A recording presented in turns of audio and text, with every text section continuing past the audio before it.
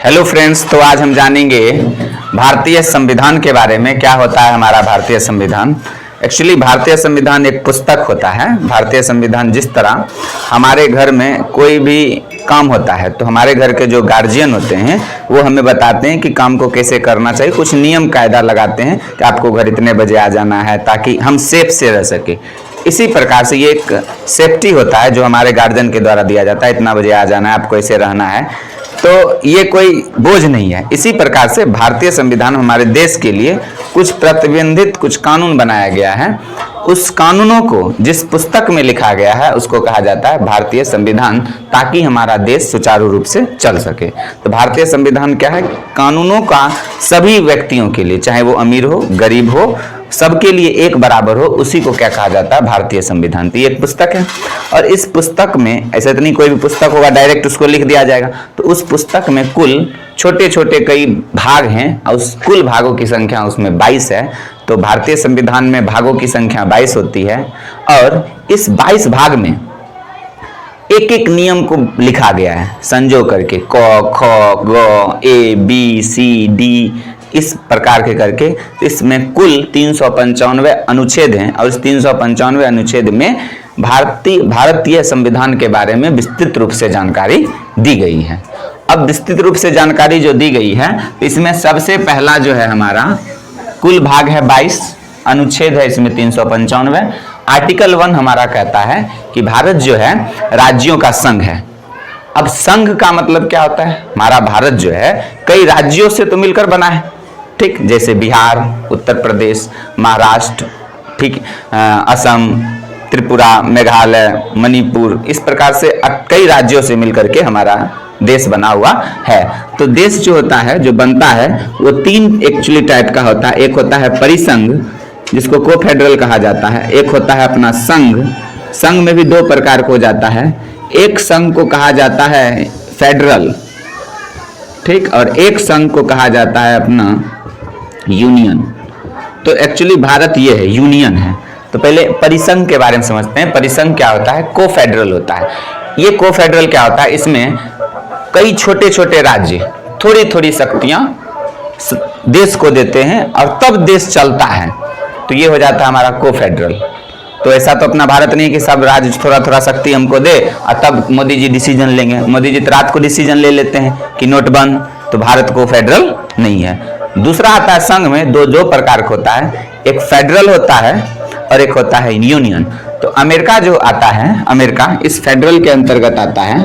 America अब इसमें भी क्या होता है? कई छोटे छोटे राज्य जो होते हैं वो देश को शक्ति दे देते हैं और वो देश उससे चल सकता है। लेकिन अगर किसी भी राज्य को लगे या उस देश के किसी भाग को ऐसा लगे कि वो उस देश के साथ कंफर्टेबल नहीं है, वो उससे रिलाई नहीं कर पा रहा, तो वो देश अपना मांग अलग होने की मांग कर सकता है और वो राज्य उस देश से अलग हो सकता है। ऐसा अमेरिका के संविधान में है। लेकिन भारतीय संविधान के अनुसार ऐसा नहीं है कि कोई भी राज्य भी चाह ले, जैसे अपना बिहार है, अगर नीतीश कुमार भी चाह ले कि हम बिहार राज्य अलग एक देश ही बना ले, तो ये संभव हो नहीं सकता है, क्योंकि भारत फेडरल का हिस्सा नहीं है।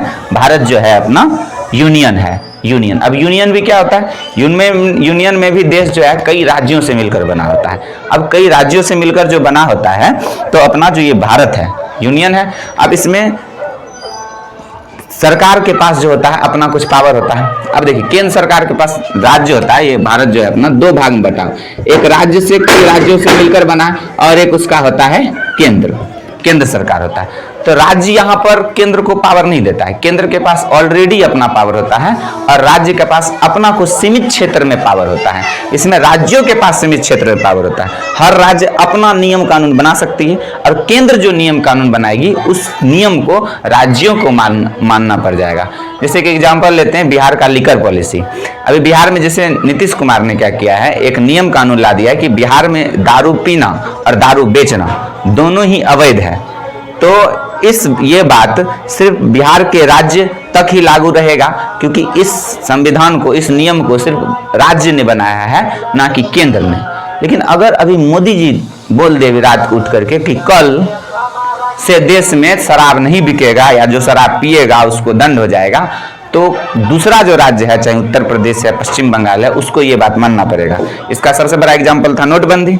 नोटबंदी में मोदी जी ने क्या किया था, रात को ऑर्डर पास कर दिए थे, बोल दिए कि अब नोट नहीं चलेगा, पुराना नोट, अब नया नोट आएगा। तो सब लंबा लंबा लाइन लग गया था।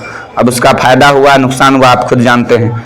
ठीक, तो ये एक अलग टॉपिक है, इस पर दूसरे दिन चर्चा कर सकते हैं। तो केंद्र सरकार जो नियम लाई है, हम ये समझाना चाहते हैं, केंद्र सरकार जो नियम लाई है उसको हर राज्य को मानना पड़ा, क्योंकि हमारे यहाँ भी नोटबंदी चेंज हो गया।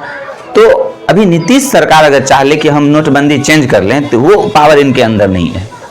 वो पावर होता है सेंट्रल का। कुछ ऐसा टॉपिक है जिसको बदलना, जिसको लाना, वो केंद्र सरकार के हाथ में होता है, राज्य सरकार के हाथ में नहीं होता है। और यूनियन के अंतर्गत क्या होता है, कोई भी जो छोटा छोटा राज्य होता है वो अगर चाह ले कि हम अलग हो जाएंगे अपने देश से, तो वो देश से अलग नहीं हो सकता है, क्योंकि भारत जो है यूनियन। अभी नीतीश कुमार चाह ले कि हम अलग देश बना ले, तो ये नहीं हो सकता है। तो हम दो चीज जाने हैं कि भारत जो है राज्यों का संघ है। आर्टिकल 2 हमारा क्या कहता है, भारत के बाहर कोई देश है तो उसे भारत में मिलाया जा सकता है। भारत के बाहर कोई भी देश है, वो अगर चाहता है कि हमारे पास आए, जैसे भी पड़ोस में नेपाल है, नेपाल अगर चाह ले कि हमारे भारत में रहे, तो उसको क्या किया, भारत में मिलाया जा सकता है। इसमें किसी भी प्रकार का राष्ट्रपति से अनुमति लेने की कोई जरूरत नहीं है। इसका सबसे बड़ा एग्जाम्पल है सिक्किम में 1974 ईस्वी में सबसे पहले जब सिक्किम भारत का है, उसको सबसे पहले सह राज्य बनाया गया। एकाएक उसको राज्य का दर्जा नहीं, एक स्पेशल अनुच्छेद 2 के क के तहत सिक्किम को पहले भारत का सह राज्य बनाया गया। उसके बाद आगे जाल करके 36वां संविधान संशोधन। आपको बताए थे, अगर संविधान में सरकार को कुछ लगता है कि आने वाले समय में इसको बदलाव होना चाहिए, तो भारतीय संविधान को बदला जा सकता है, परंतु उसके मूल ढांचे को नहीं बदल सकता है। जैसे मौलिक अधिकार जो हम लोग का ये मूल ढांचा आता है, इसको भारतीय सरकार उसको बदल नहीं सकती है। तो 36वां संविधान संशोधन के तहत 16 मई 1975 ईस्वी को सिक्किम को भारत के अंदर भारत का 22वां राज्य बना दिया गया। इसके बाद भी बहुत सारे राज्य आए, वो भारत के ही हिस्से थे, जैसे बिहार, झारखंड, वो भी बिहार झारखंड से अलग हुआ तो बाद में आया। तो इस प्रकार से भारत के छोटे छोटे जब जनसंख्या पॉपुलेशन बढ़ जाता है, तो उस आधार पर भी क्या किया जाता है, दो राज्य, एक बड़े से राज्य को दो छोटे राज्य में बांट दिया जाता है।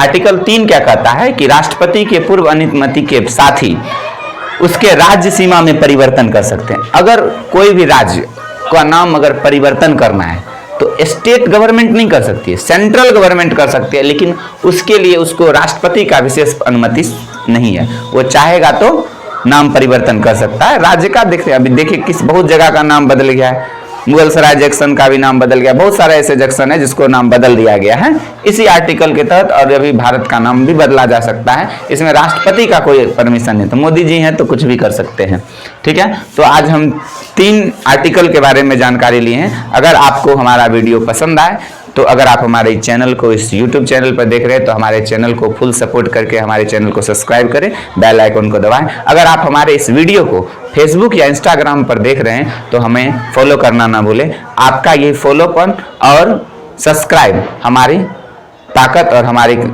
मजबूती को दिखाएगा कि हमारे और आपके बीच में कितना मजबूती है। थैंक यू सो मच हमारे वीडियो को देखने के लिए। जय